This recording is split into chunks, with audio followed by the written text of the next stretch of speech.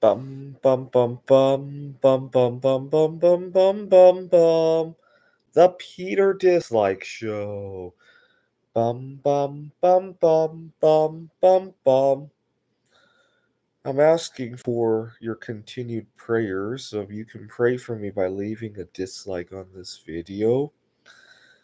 Things really came to a head this weekend because I went onto my own Facebook profile to look at old vacation photographs, and I realized that my life has kind of been moving sideways for the better part of a decade. So in 2018, I took a trip to Taiwan. I competed in the Computer Olympiad that year, and I stayed in a hostel in Taipei. One night, I decided to climb the stairs all the way up to my room on the ninth floor. It was around 6, 7 p.m. Just as I do that, the person at the front desk turns off all the lights in the hallway because it's time to close up the building for the night, I guess. The lobby, at least, not the hostel, but the lobby. There's like, I think if I remember correctly, there's a floor that has a bank and some offices. And as I'm racing up the hallway, the lights suddenly turn off, and I look for a switch to turn other lights on, if I remember correctly. And the guy at the front desk was so upset. He screamed up the hallway, "What the hell are you doing?" And I screamed, "Fuck you," down at him.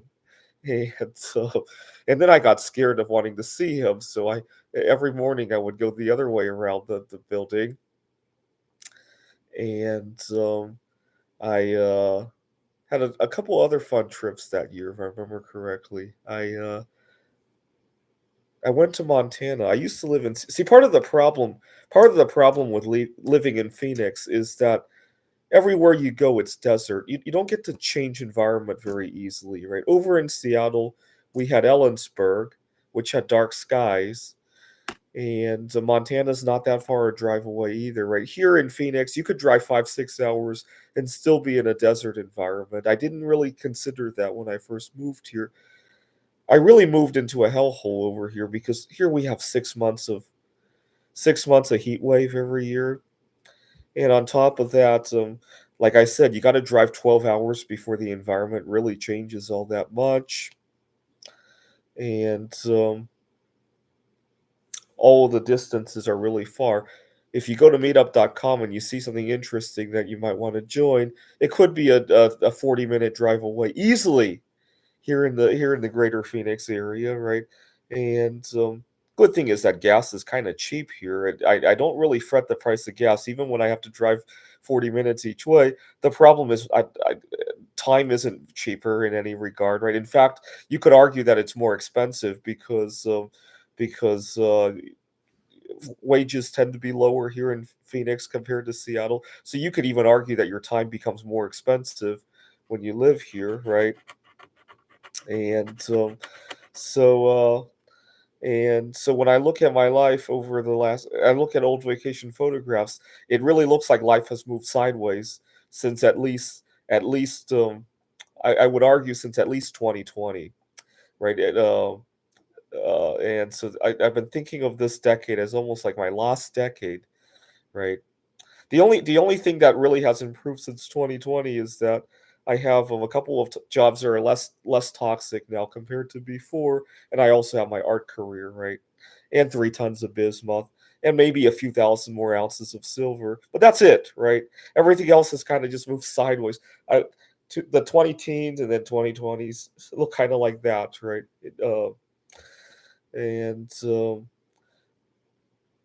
I'm having a hard time going back to Taiwan because I realize that I'm gonna have a hellhole to come home to after I'm done. I hope to find a job in another city, even if I don't jump on board the job right away. Have that offer sit out there, then I'll feel a little bit more comfortable, right?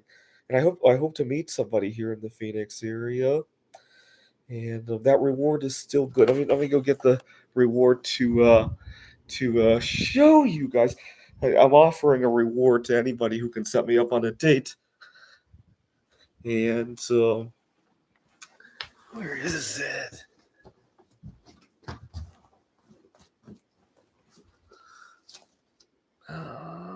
how much. Yeah, I'm gonna show it on the screen.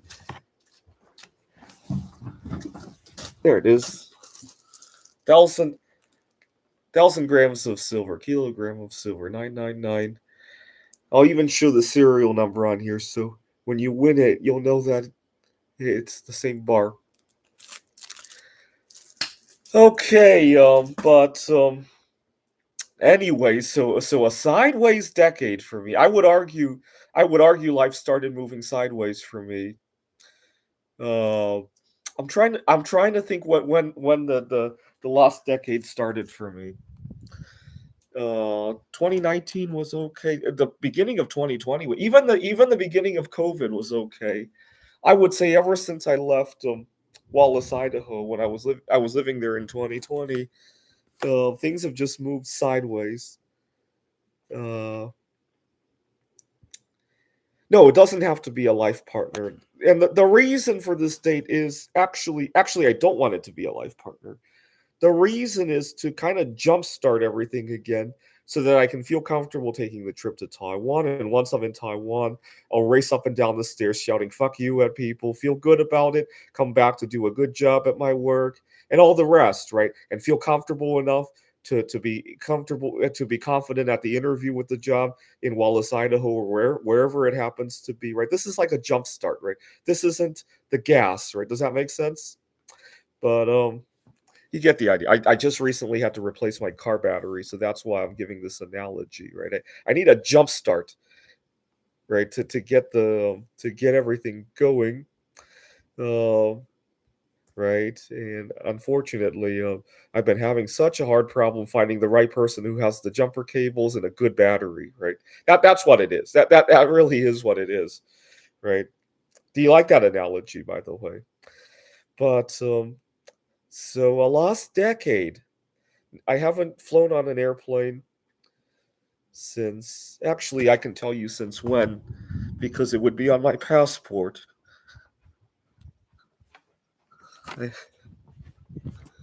there's my passport. I haven't. No, you can't pay for somebody. I need a solid date where somebody's actually gonna have feelings for me, or at least we're gonna see what we are. Yeah, I thought about that. I thought about that.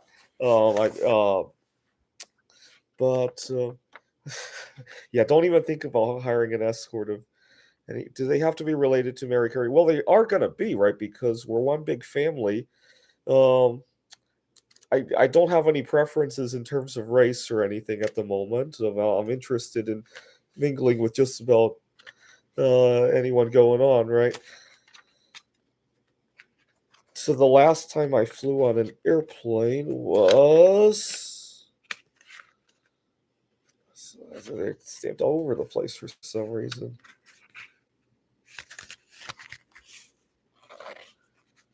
Yeah, that's how long I haven't been on an airplane, if you could believe it. Uh, coming up to the 5 year, and I can't believe I went 5 years without flying. A lost half decade of flying. But anyway, anyway, oh, there was another highlight of the trip to Taiwan. I used to park at this hotel that also offered parking services. They had valet parking. It was only like $5 a day, if I remember correctly. Very good deal considering that it's near the airport. When I had gotten to the hotel, I was running low on gas, but I was also running late. I pulled into the hotel with running on fumes, basically, and I took the bus to the airport. During the whole trip to Taiwan, I was thinking when I get home, am I going to make it to a gas station? And when I arrived home, and when I started my car, I couldn't believe my eyes. Somebody had put like a gallon or two of gas in my car because they need to move the cars around in the hotel parking lot. And I'm just really cheap. Anytime I discover some way I can get something for nothing, I like taking advantage of it. So the following year, I uh, I was on my way back to Taiwan for another conference, and I decided to run myself out of gas before going to that hotel again. And so I arrived early that time because I worried if I really did run out of gas and I had to call AAA or something, right? I wasn't sure if I had timed it correctly.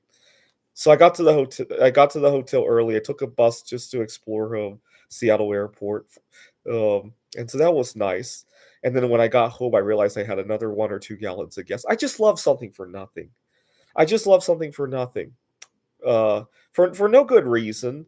Like, even if I can afford whatever it is, I still want it for nothing.